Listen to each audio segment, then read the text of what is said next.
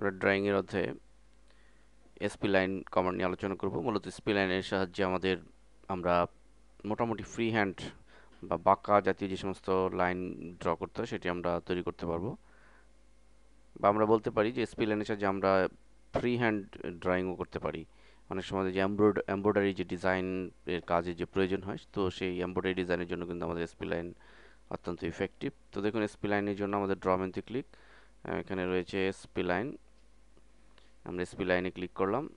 এখন আমাদের বলছে যে কমান্ড প্রম্পটে স্পেসিফাই ফার্স্ট পয়েন্ট, তো আমরা প্রথম পয়েন্টে ক্লিক করছি।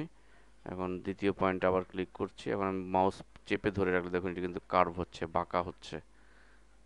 তো আবার আমরা নিচের দিকে এনে যদি আবার মাউস চেপে ধরে ড্রাগ করি, দেখুন ইচ্ছে মতো কিন্তু আমি কার্ভ করতে পারছি। এভাবে আমি ইচ্ছে মতো বাঁকা করে আমাদের ইচ্ছা মতো কাজ করে আমরা একদম এন্ড পয়েন্টে, শেষ পয়েন্টে এনে আমরা জাস্ট ডাবল ক্লিক করে আমরা এন্টার চাপলে আমরা ডাবল ক্লিক করে নেব। তো দেখুন অলরেডি কিন্তু স্প্লাইনের সাহায্যে একটা অবজেক্ট আমরা তৈরি করতে পেরেছি। তো এভাবে আমরা ইচ্ছে মতো কার্ভ লাইন টেনে আমরা যে কোনো অবজেক্ট আমরা ক্রিয়েট করতে